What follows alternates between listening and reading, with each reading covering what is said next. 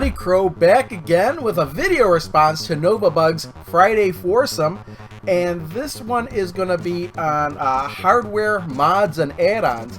And when I first saw the video, I thought it was just mods and add-ons, like, you know, game modding and, you know, maybe additional stuff for games. But since this is hardware modding, I thought I'd jump in on this. I was kind of anticipating on kind of doing the last one, the movie tie-in one. The first one I did was the one before that was anticipated gaming systems. I was like, oh, okay, since this is only every month, I might have time to do it. And then the movie tie-in one came and went before I even had a chance to think about it. I was just preoccupied with other videos, I guess. But this is good timing because this video just came out and I have time to do a video response. And I actually have 4 systems here that I have modded that I will show off. So in a second I will pull out the first one. Alright, the first mod I'm going to show off here, my number 4 as it were, is on the PlayStation 1, the original PlayStation 1. This one actually is, it's a pretty old one, and this is actually a Frankenstein PlayStation 1. In fact, there's a couple of components. You know, the shell is actually 2 different shells, if I'm remembering. As you can see by the back here, you've got a mismatch of shells there, and nothing, you know, there's nothing to plug in. That was where the serial port used to be. But this has actually got a mod chip in here. It's a stealth mod chip that lets you play imported games and backups if you want to. But I got this a long time ago. This is way back when the PlayStation 1 was still a relevant system. Because, you know, it was the time of the internet, you know, and I was looking around and I was finding all these games that I wanted to play, but I couldn't because, you know, I was like, well, they're gonna bring over that game to the US, games like Bust-A-Move 2 or Vib Ribbon, that kind of thing. And I was like, you know what, I'm gonna mod the PlayStation 1 so I could import and play those games. And that's when I first started importing games, was the PS1 era.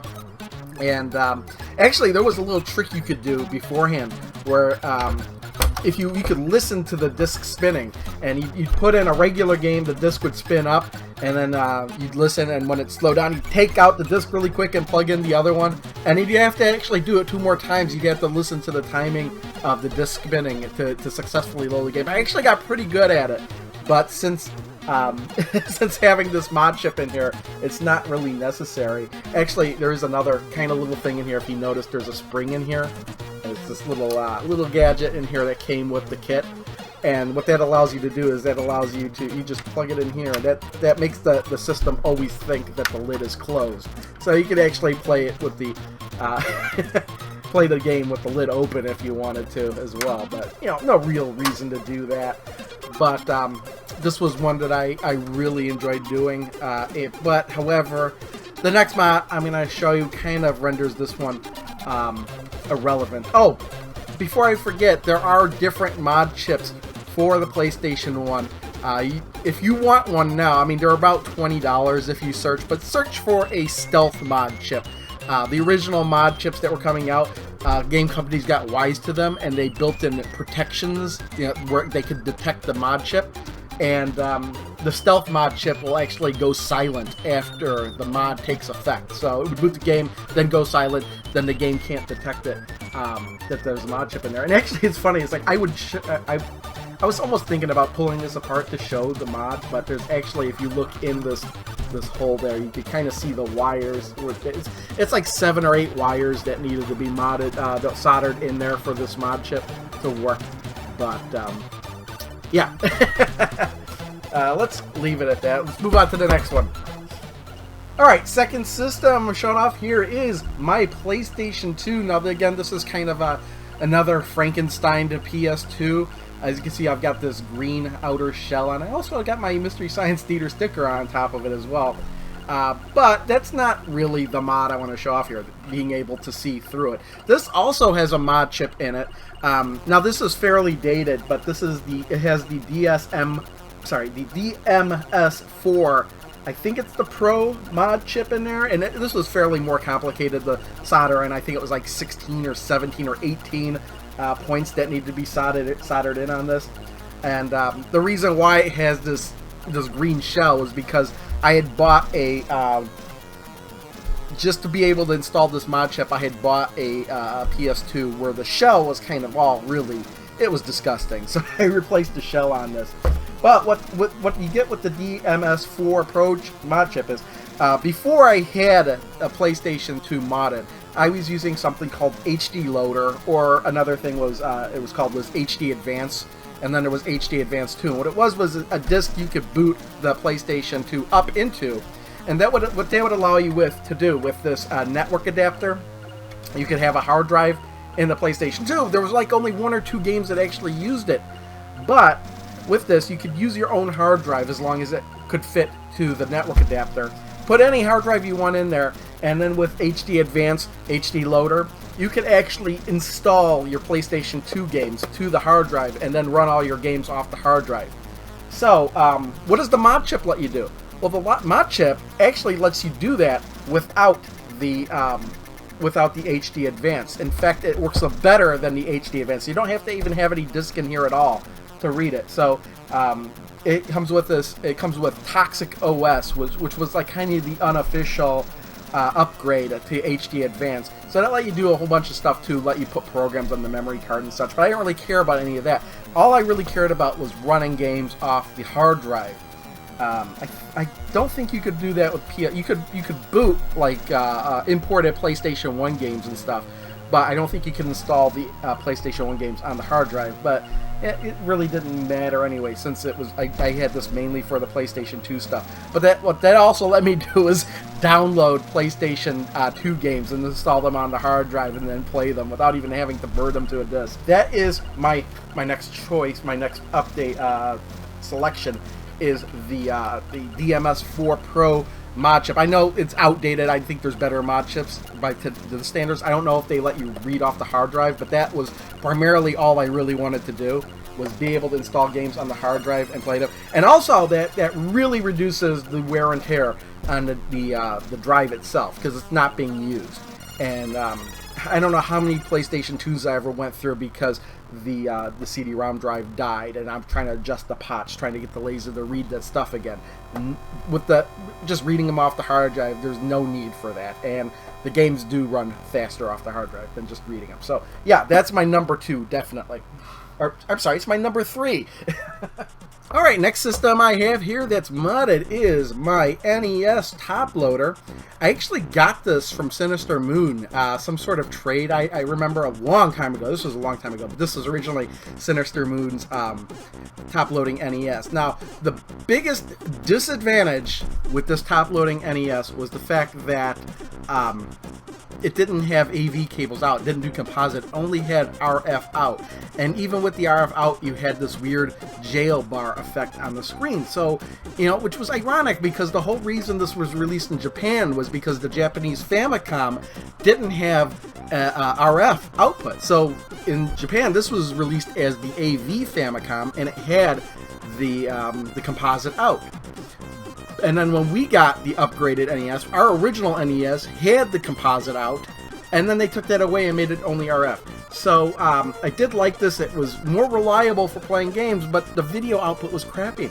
Now, I did have a whole bunch of mods put on this, and all these mods you can still get on the website gametech.us. I'll put a link to gametech.us. They got mods for a bunch of different systems. Unfortunately, the guy that runs it is really busy. He's not really, you can't really send him your system to have him mod it. He's working on other projects like HDMI and an NES adapter. But I actually had sent this to him a long time ago and had a whole bunch of mods done. First mod here is that, another thing is that when you turn this on, oh, you can't even saw it there. But when you turn it on, there's no LED light anywhere on the system indicating that it's got power. So there's actually an LED light under this power button to indicate that it does have power. But then when you look on the back, you see a whole bunch of stuff. And primarily the first thing you'll notice is, yes, this does have AV, and this is actually my number 2 selection. This mod in particular is just having AV out for the NES top loader. Makes it superior, way superior to the NES Toaster, as it's called. But then you might notice, hey, what the hell is this other stuff here? Well, obviously we have our power, And this, well, let's do this one too, because it's less confusing. This is actually a stereo mixer. If you notice, we have the NES is originally mono, but I've got plugs here for left and right stereo. And what this mixer does is it actually mixes it between mono, and you can mix in the stereo. Now, obviously, the NES games weren't made with stereo audio in mind, but it does have several channels, and what this does is it actually maps certain channels to the right channel and certain channels to the left channel, right and left channels, and this kind of allows you to mix in, hey, you know what, maybe I want only mono or I want stereo, and that lets you kind of pick what you want for each game, because different games will sound differently depending on what channels they use for audio, for you know, bloops and bloops or whatever. So you get different effects with different games, so that's pretty cool. But this switch here, this was originally the channel 3 and channel 4 switch, and since there is no RF on this anymore, there's no real need for this. So what this is this is an overclocking switch. Flipping this over will overclock the NES. Now, what is the purpose in overclocking the NES chips? Well, if you notice, a lot of games have these flickering on there when there's too many characters on the screen. What the overclocking does is it gets rid of the flicker, actually. Hold on a minute. I'm actually inserting myself into this video after I've already filmed it to make a correction. I believe I said that the overclocking the NES prevents flickering, but it doesn't prevent the flickering. What it actually does is prevent slowdown. But the only downside is that the music is sped up or higher pitched or something. It's been actually a long time since I used it. I don't actually really use that a whole lot, but since I was having all these other mods done, I was like, yeah, throw in the overclocking thing as well. So, yeah, I actually have a video somewhere on my channel that shows exactly all these mods. If I could find that, I'll put a link to the description, up in this description, a link to that video showing all the different mods, NES mods and stuff like that. So that's my number 2 choice, and upcoming, my number 1 choice is on this Atari 2600. Now, if you notice, you could already tell some odd things with this Atari 2600 to begin with, and this has had a whole bunch of mods done to it as well. But you'll be thinking, well, what mods could you possibly do to the Atari 2600? And I do. This is from the same website. You get all these mods from the same website I did for the top loader NES, except that I actually installed these myself. So I just ordered the kits and got them in. The first thing, again, the Atari 2600 is a system that doesn't have a power light. So what we have here is a LED light here. I actually put this on 2 of my Atari 2600s. I put this LED light on a 6-switch unit I have as well. I don't remember what color this is, but I'm going to probably be showing an insert somewhere showing what color this light is when you turn it on. One of them's orange and one of them's blue. And I can't remember if this is the blue one or the orange one. They've also got a color changing one too. And then you might be thinking, what the hell is this switch over here? Believe it or not, this is a pause switch for the Atari 2600. Yes, somebody actually made a pause. I think this runs about $30 for the kit. And I actually didn't pay for this, but since I had bought some other mods from him before, I was ordering them again, he was like, you know what, I'm throwing in this pause switch mod that I'm going to be selling, because he hadn't been selling it yet, just to get your opinion on it. So he sent me this pause, and it's kind of interesting because you have it flip down and the game's playing like normal, and you flip it up, and now the game just doesn't pause like a normal game. You get the you might get weird audio, you might get scrambled images or whatever, but the game is paused. It's kind of, I think, stuck in a loop, in a cycle, and then when you unpause it, it just resumes like normal. So that's how that works. I don't know if it's possible to put this on the controller or not, but most of the other options and everything are on the 2600 anyway, so I mean, it doesn't really matter to have it here or not, but that's interesting. I actually should put a label on there, what is on or off, but it's pretty obvious. But again, like the top loader NES, I think the number 1 mod on this sucker here has got to be AV out.